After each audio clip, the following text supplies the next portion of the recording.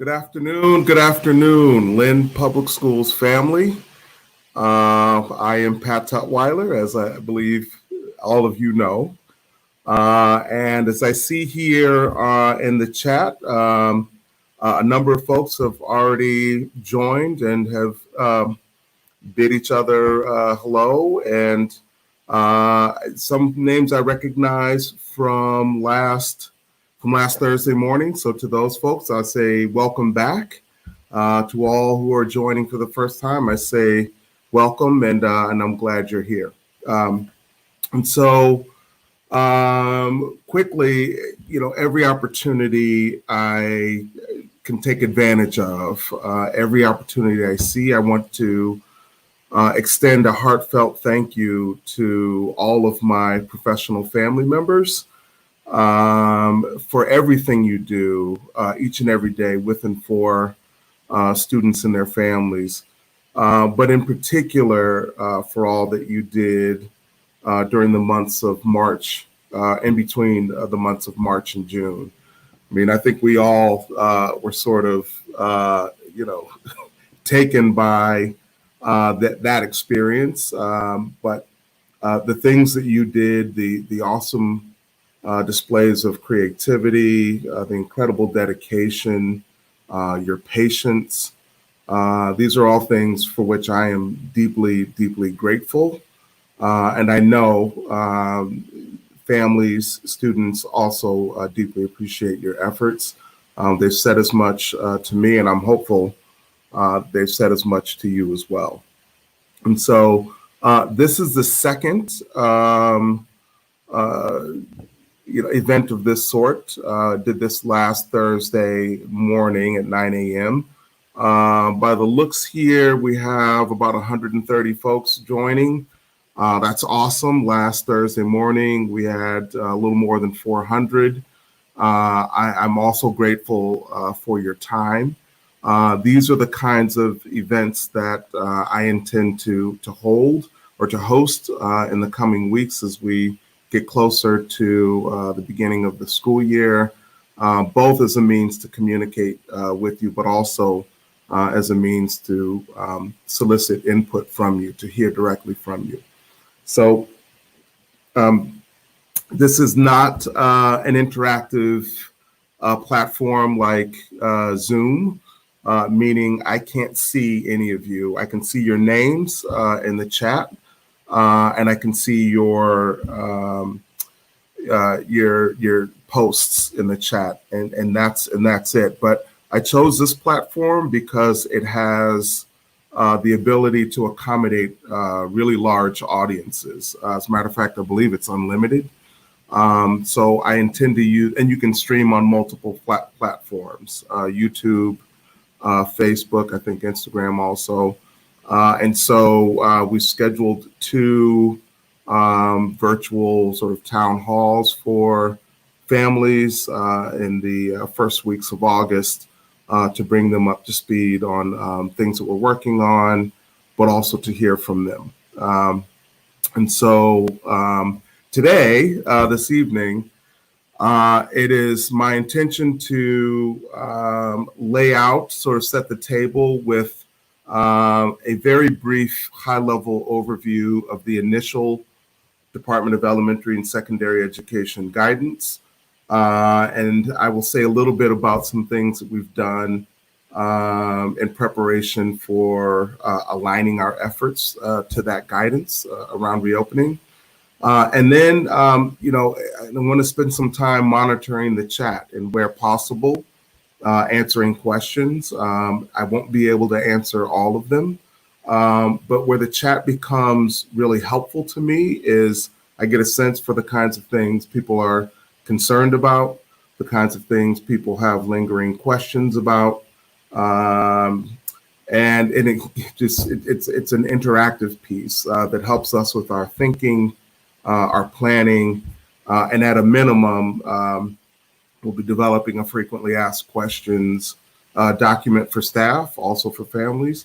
The kinds of things that we see being asked here, will help inform the kinds of things that will end up in those kinds of documents, which I hope are helpful. And the other thing I would say is that you know what goes into the chat also helps illuminate areas that we might not be thinking about. So I do welcome you to use that, and know that your fellow colleagues can see what you're writing. So on we go. And there is another opportunity for folks to share their thinking via email. The LPS reopening email was set up for staff, and a number of people have already taken advantage of that opportunity. And I want to let you know that so many people have taken advantage that it's been hard for me to respond to all of them. I am personally monitoring that email. So if you don't get a response from me, just know that it's because of the number of emails coming in. I can't respond meaningfully to all of them, but I do read them, and they are very helpful in my thinking and the team's thinking about reopening. So what I'm going to do now is I'm going to share my screen. I've got a PowerPoint that I'll talk through. When the PowerPoint becomes visible, you will no longer be able to see me, and I will not be able to see anything that's in the chat. So I just want to give you that heads up. I'm not ignoring you. I just can't see it. But once I finish talking through that, I will come back to you where you can see my face and I can see the chat, and we'll engage. I want you all to be mindful of one reality. I've got a school committee meeting at 6 o'clock. So this session has a hard stop of about 5:50 because I'm hosting that school committee meeting. I just want to make sure we can get set up and launch on time for that. Okay. So screen is coming.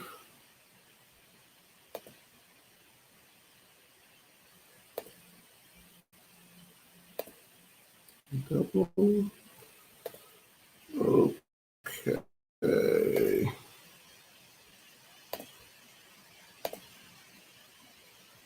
Okay. I've already dutifully welcomed you, and as I mentioned just a second ago, really the idea is to give just a brief overview of the DESE guidance, and then I'll say a little bit about where we are in terms of our planning and when you can expect to hear more from me. Last week I shared this slide. This actually came from a Lynn Public Schools colleague of mine, sent this along and said, "Hey, I saw this and I thought of you."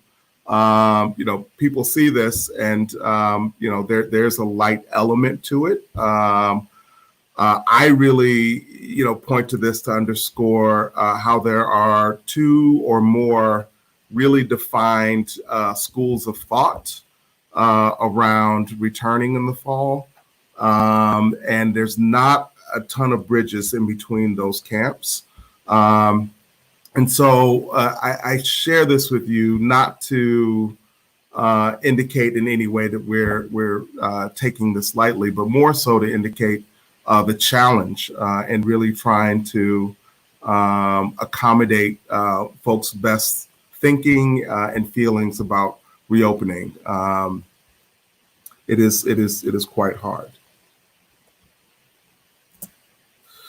So with respect to DESE's initial opening for the fall, both the commissioner and the governor have made no bones about the fact that they really would like to see schools and school districts prioritizing in-person learning in the fall. They are making this claim or making that declaration based on a number of things, but chief among them is what the science or what the medical community says about the element to which, or the extent to which in-person learning can happen safely in schools in Massachusetts. And these are the pieces of evidence. Schools do not appear to have played a major role in COVID transmission.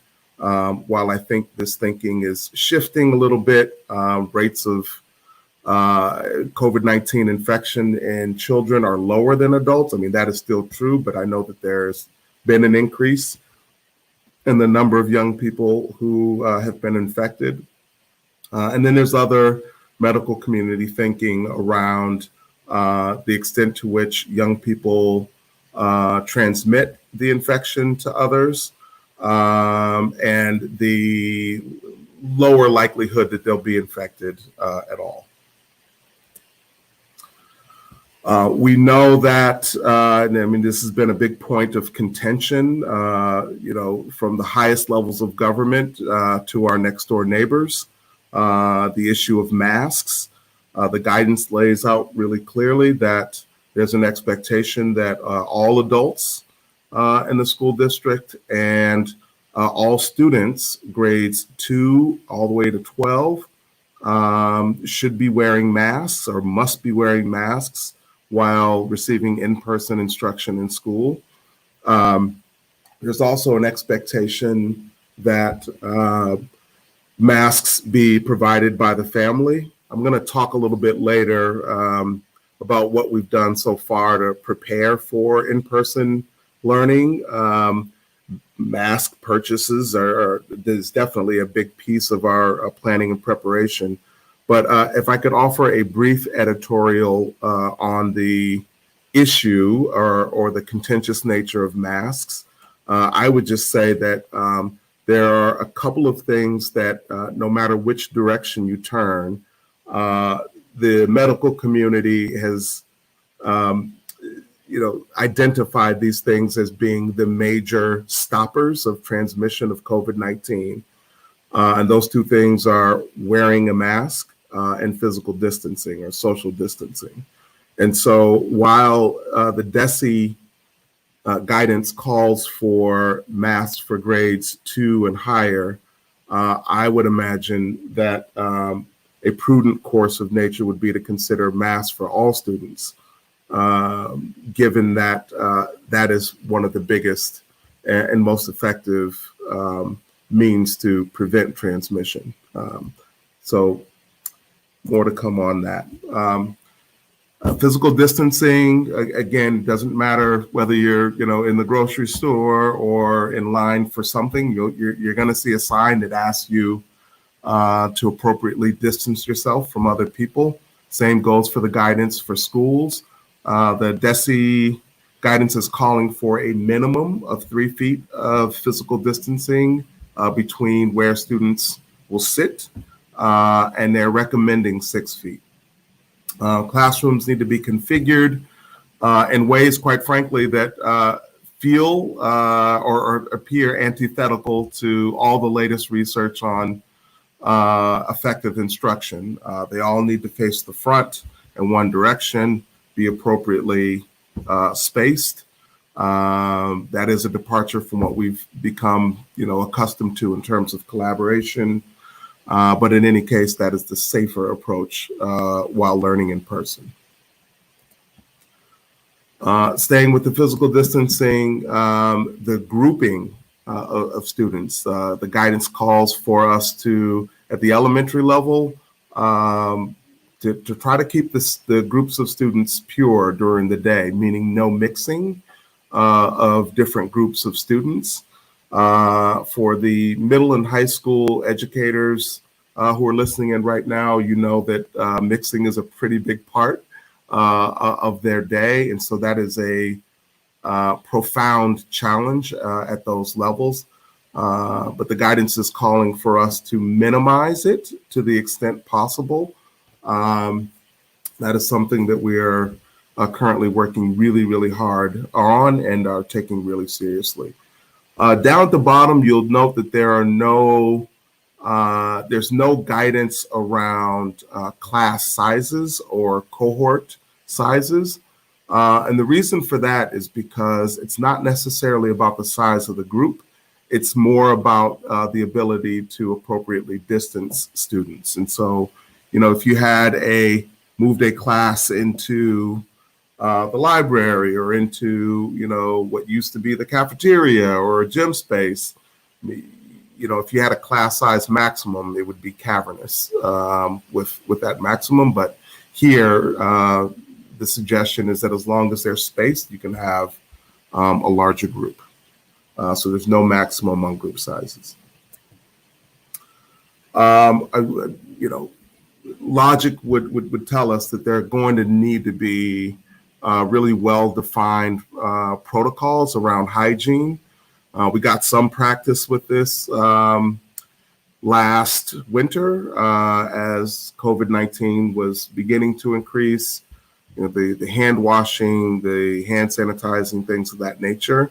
There are very specific requirements relative to hygiene practices in schools, and that includes washing or sanitizing hands upon entry to a school building, upon entry to the classroom. If a student needs to remove his or her mask for a break or to have a snack or meal, there needs to be hand sanitizing, and certainly at the end of the day, students would sanitize again. There's the second piece there around key locations. We're working really closely with the Inspectional Services Department, who has purchased a number of portable sanitizing stations, which would allow us the flexibility to put hand sanitizing stations at entrances to the building or wherever we feel it's appropriate, without it being affixed to a wall or something of that nature. And then finally, every school is required to have an isolation space. Should a student become or report symptoms or become symptomatic, there needs to be a place, not the nurse's office, for that student to isolate until such time as a parent or guardian can come pick him or her up. There's been a whole, robust, very specific set of guidance around what happens, the scenarios guidance, what happens when a student is symptomatic at school, or if a student is diagnosed with COVID-19. This piece right here is just a piece of it around the isolation room. It's no secret. I think everybody knows that all schools and all districts need to have three models, three plans prepared, in fact, submitted to the Department of Elementary and Secondary Education. One is due actually at the end of this week, and then a final one is due in early August. These plans call for us to have a model that allows for in-person learning with safety requirements, many of which I just described: the physical distancing, the hygiene practices, the isolation room, so forth and so on. And there's a number of other things around ventilation, around space configuration, that would go into the in-person model. A hybrid model, which, at a high level, again, is some in-person instruction and some instruction that's done remotely at home while students are at home. And then finally, a full remote learning plan and model that allows for, particularly in the event of a spike, where students would be taught and receive services at home. And so the DESE has defined this as a continuum of models, meaning school districts should be ready to pivot to any one of these models depending on what's going on. I think everybody knows that in March, we've all got safety plans and we've all got response plans. I don't know of a school district in this country anyway that had a pandemic plan. And so this is much akin to having one. Just gives us platforms to be prepared and ready should the need arise. And then I'll just point out one thing, all the way to the left, the return without restrictions. And I know this varies a bit from state to state, but that's not something that even if they asked us to, that would not be something I would be planning for. But they are not asking us to plan for it, and they're actually saying, please, these are the things, the models numbered 1, 2, and 3 are the things that schools should be planning for. There will not be a scenario where schools are returning without restrictions. So just sort of some quick updates, and this has even changed a bit since the listening session on Thursday morning. There is still no specific guidance for Lynn Tech. Carissa Karakidis and her team have still been planning to the extent that they can, but there's no specific guidance for that school to align its plans to just yet. There wasn't any specifics on the 180 school day requirement until last Thursday when I had the group listening in. We talked about the commissioner's verbal commitment to a 175-day school year. A day later, there's not necessarily just talk. It's more substantive than that, but we're now looking at a 170-day school year. I'm still waiting for that in writing, but it has come through in ways that I believe it at this point. So we will be presenting a calendar soon that has a 170-day school year on it. Time on learning in guidance that was released on Friday, it said really clearly 180 school days, 900 hours of time on learning for elementary, and 990 for the secondary level. That, of course, we're assuming is going to change in the coming days. On Thursday, there was no specific guidance on what they would call elective courses. I don't consider the arts and phys ed elective courses. I consider them also core. But in any case, that came out on Friday night. And suffice to say, there are some really prohibitive limits to what can be done in those realms. For example, if a student for instrumental music, there's horns or woodwinds, or a clarinet, a flute. The expectation is that that would be done outside, spacing, physical distancing at 10 feet.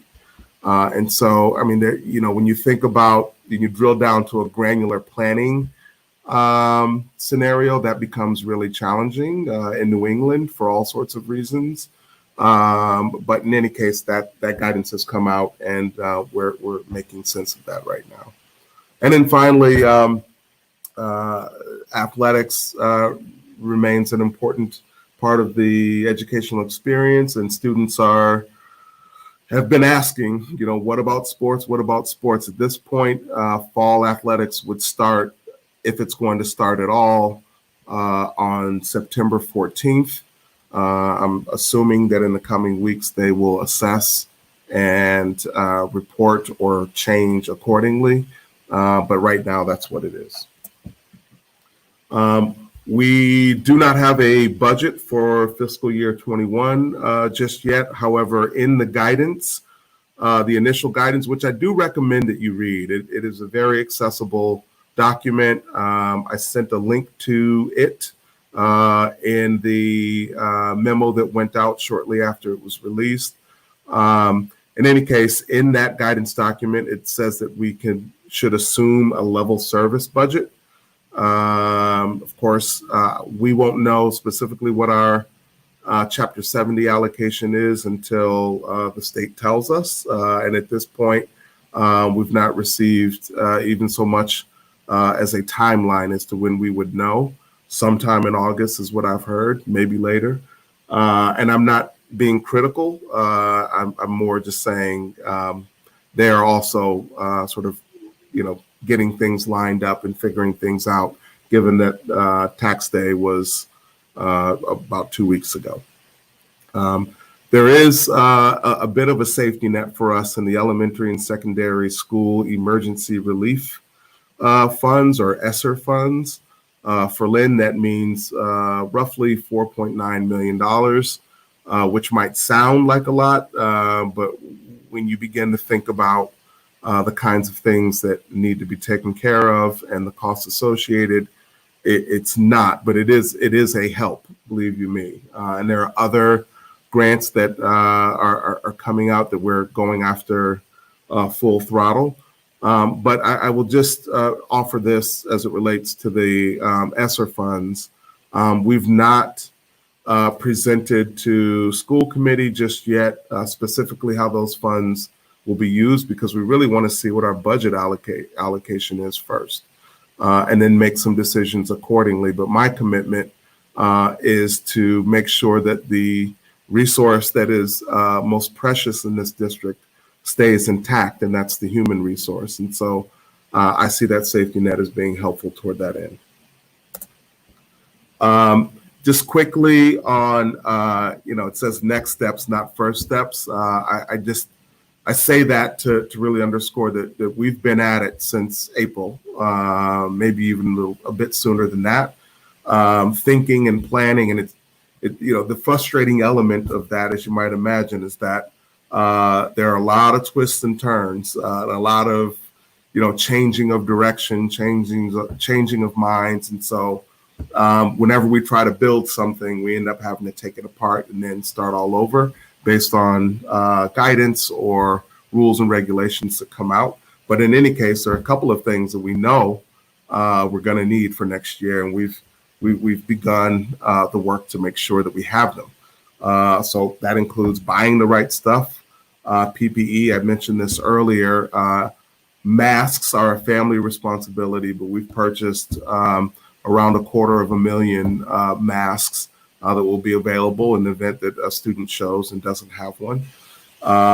You've seen in recent communications, we've purchased enough technology at this point to be 1-to-1 grades 3 to 12. And we just submitted a grant application to close the gap with K to 2. And we've also purchased laptops for staff. And then storage space is going to be key. In order to appropriately do the physical distancing, you need to have a place to put stuff. And so actually in the meeting that's happening immediately after this, that is on the agenda. Know the right stuff. PD framework is being built.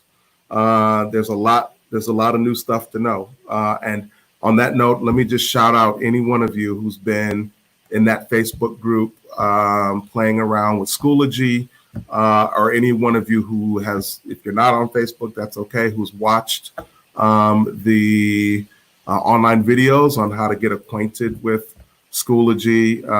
I appreciate that. And I also appreciate the elementary teachers who've signed up for the Caring School PD. But in any case, we're working on a more substantive framework that is really about teaching and learning and being safe in doing so in this context in which we find ourselves. Ask the right stuff. Thank you all again for those of you who completed the survey. Those surveys are complete for staff, students grades 6 to 12, and families. I will say for families, got the best turnout that I think we've had since we really started surveying families in earnest.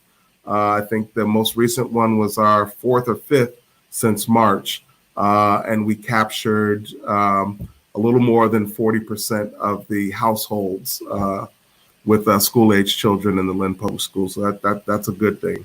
That's helpful for our planning. And then analyze the right stuff. Principals, and again, there were some principals on the listening session on Thursday. If there's any listening now, thank you. Principals and small teams did analyses of space to determine what the physical distancing would look like. And we're not talking about analyzing blueprints. We're talking about going classroom to classroom and actually measuring. to see what can be done. So that is done, and our thinking is related to the outcomes from that analysis. I don't know how many folks are familiar with Stephen Covey, but he talks about this notion of the big rock approach to planning, which means like you got to put the big pieces in first, and then you can put the smaller pieces in where they fit. And it's harder to do it the other way around. We're really working on finalizing a reopening framework. And then we're going to really get super granular on details. And I realize that it is the 27th of July, typically the point at which, schedules are made and like plans are largely finalized for the upcoming school year. But we're finding ourselves in a situation in which, we've never been before, neither has any district in the state. And so we are hustling to get it done and get it done right. This is just a quick note about messaging. And I guess just in the interest of time, because I think I'm talking longer than I intended to, I apologize for that. But that third bullet there, I mean, I can't underscore that enough. Your safety, our students' safety, it means a lot to me, and that's not something that I'm going to take lightly in the planning. That doesn't mean that everyone's going to agree with what is proposed, but I assure you that anything that is proposed is with that front of mind and in my heart. So just wanted to point that out. Okay, so let me get out of this. And then you'll be able to see me again, I think. Yeah. Okay. And so with the remaining time, and we've got about 15 minutes or so, I'm happy to talk a little bit about discuss a little bit about what's in the chat. At this point, okay, there's a lot there. It all just came through. And some of this, I think, is very healthy. There's a lot of interaction between staff. But, let me just start here. I'm just kind of jumping in the middle. There's a question about when the official start day for staff will be, or for staff in the Lynn Public Schools. In that last survey, the staff voted overwhelmingly in favor of a start date for staff of the 31st of August. And so we, shared that with the union presidents, and I can't say definitively right now until there's an MOA in place, but I will say definitively that the staff voted in favor of that. And then the follow-up question to that is, it looks like, maybe that means for staff also, is it in person or hybrid or remote? I don't know yet, but I will tell you that some of it has to be in person. We really want staff to be ready and familiar with the various health and safety protocols, to see how things are set up, to understand, if there's movement in the building, what the specifics of that movement will look like. And that's really hard to do remotely. And so, again, more to come on that.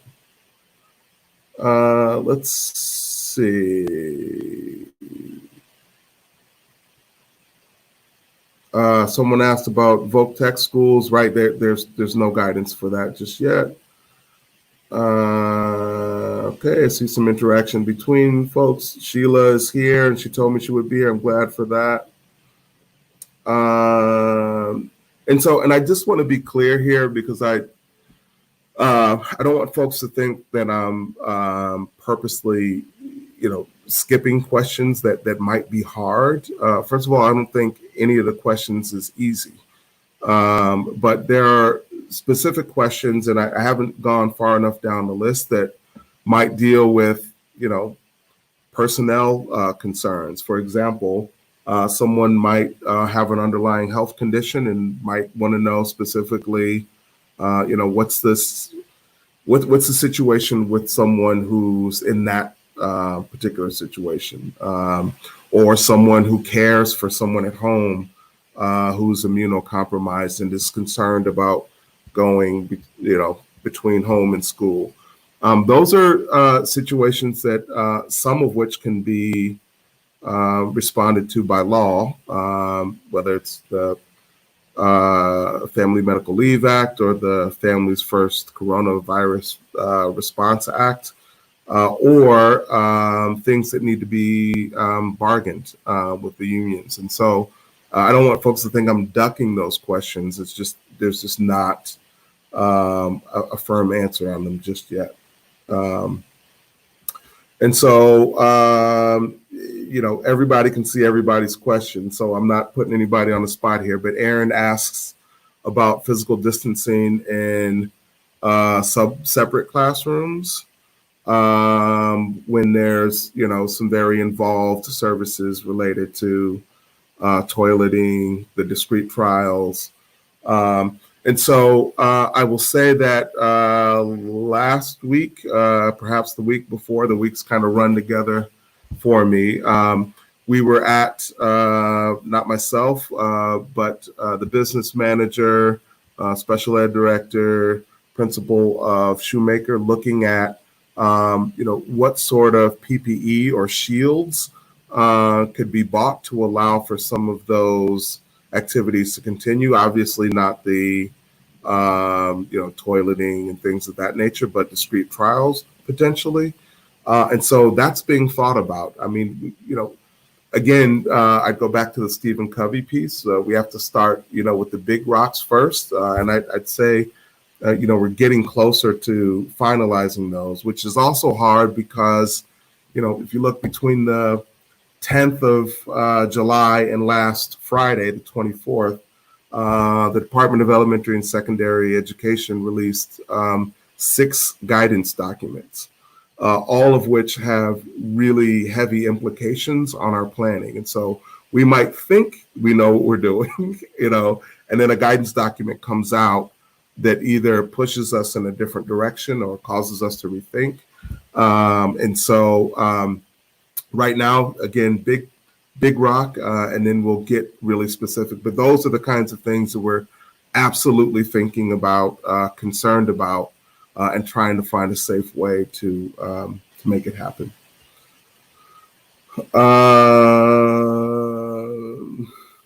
Let's see here. Oh, hold on. Okay.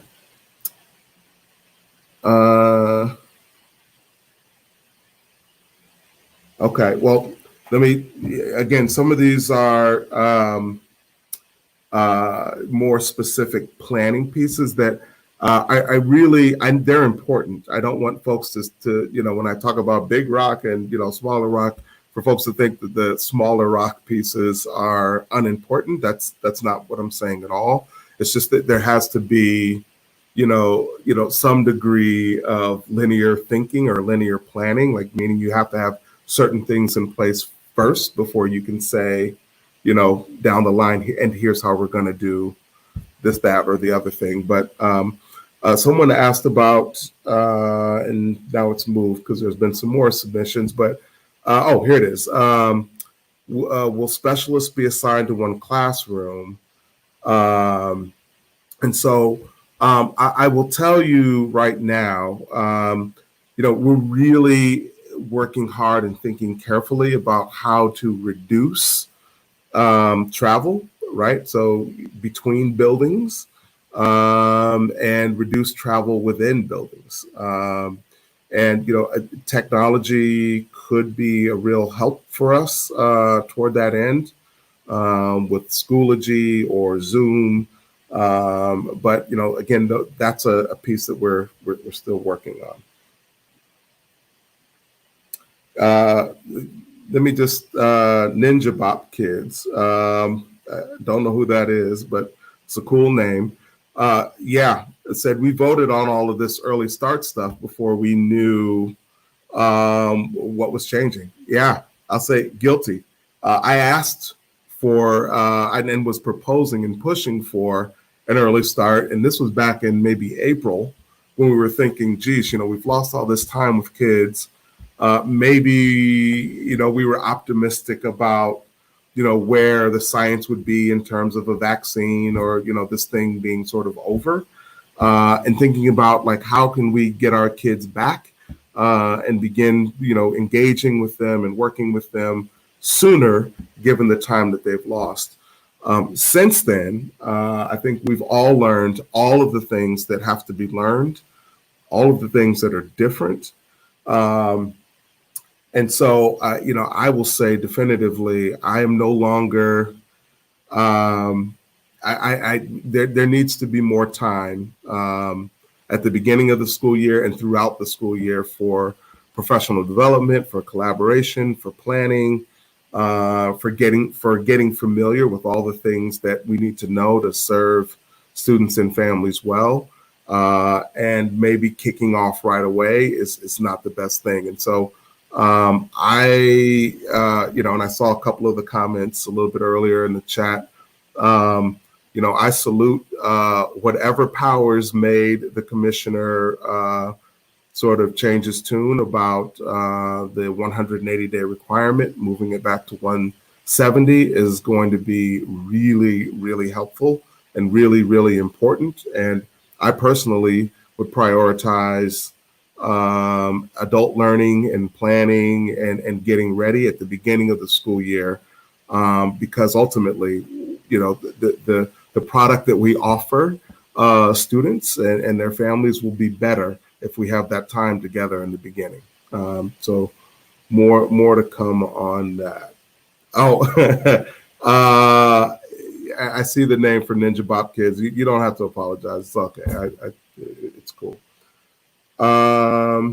Yeah. So Allison, I saw that as well.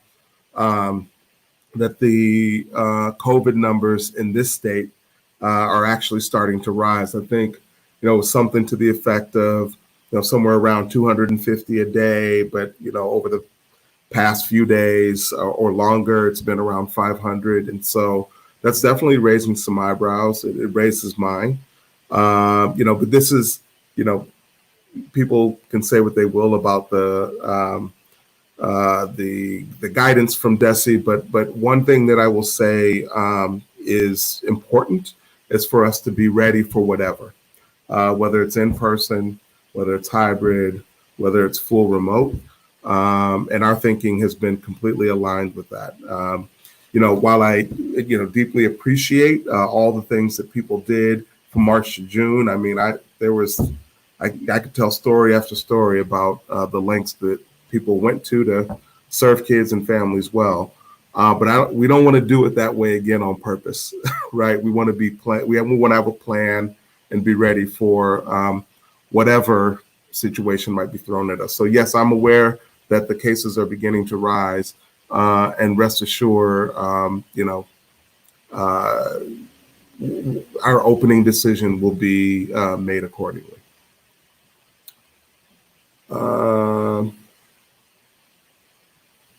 Okay. Let's see. Will we have extra support for students' social emotional needs? School, this is Tara. School is going to look so different. They will need extra support. Yeah, and so this is interesting. I mean, that's the kind of logic that we are embracing. Families in their survey did not necessarily indicate that need or that focus for their children upon return. Nonetheless, make no mistake about it, and we've entered into a partnership with through the Barr Foundation with a consultant to help us think about the teaching and learning piece, and in particular the assessment piece. And they've said, in no uncertain terms, the SEL stuff, social emotional learning stuff, and supports needs to be in place first, and that sort of, for me is a core belief. That part needs to be addressed first um, before we're thinking about reading, writing, and arithmetic.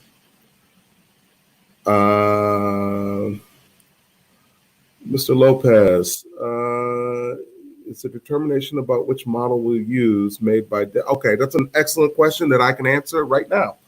Mr. Lopez asked if the determination about which model we leverage at the beginning of the school year, is that up to us? Is that driven by DESE? Is that driven by the state? Here's what I would say.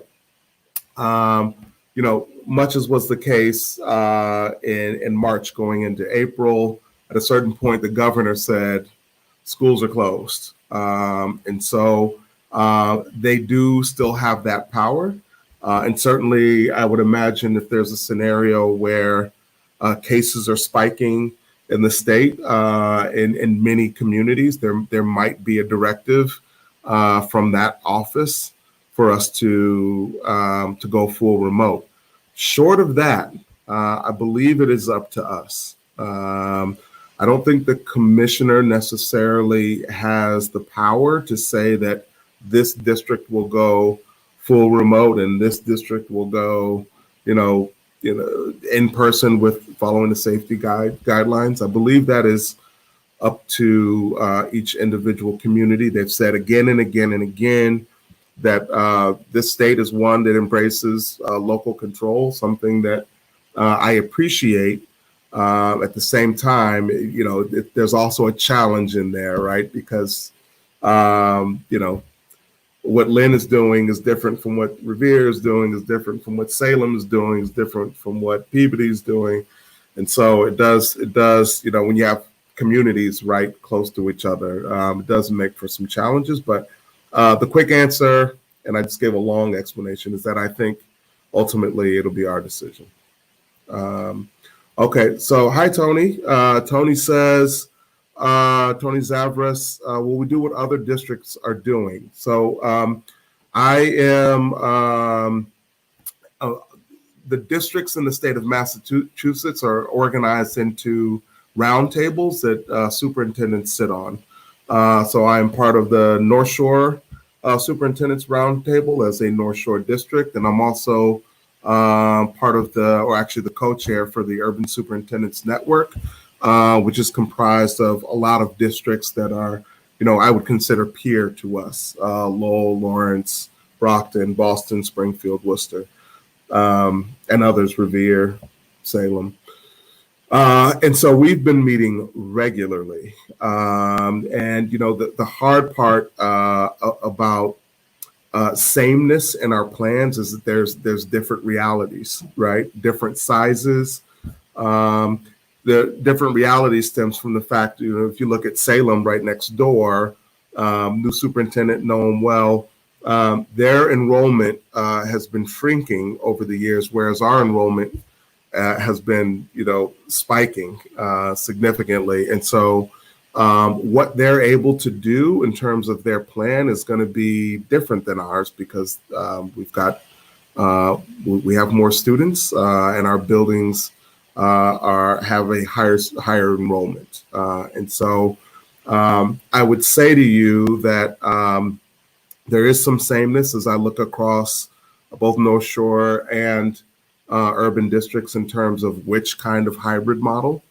A lot of the school districts are going with the 2-day model. I'll say definitively that there's agreement between the surveys on that being the choice model. I'd say that there is not sameness with respect to which model folks are starting the school year with. I know of 2 districts that have come out already and said we're full remote. And I know of other districts that have come out and said, we're starting hybrid or starting, with some mix of hybrid and in person. And so it's hard to all be together in terms of plan and approach. But what I can say definitively is that there's been a lot of communication between particularly the urban districts. And so, all right, so I got time for one more, and then I've got to jump to the school committee meeting. And I'm thinking I will probably do this, weekly going forward. Maybe if it's just, I can sort of give you a high level update as to where we are, and, just sort of listen to your questions and, where I can answer them. But I just lost it. I'll go with this one. Can you share the results of the last staff survey? Absolutely. You will have that this week for sure. There are lots of things that you could be doing on a July evening. My sincere hope is that you're someplace that's dry and cool. And also, I'm hopeful that you're relaxing. I mean, you really worked hard. You work hard every year, but the last 4 months or so of the school year was really challenging, and you deserve a break. So I hope you're enjoying a break. And I welcome, again, your feedback. There's the LPS reopening email. Please send me an email on that. You may not get an immediate reply, but know that I'm reading them. And I plan to see you again on this platform. Okay, thank you, and enjoy the rest of your evening.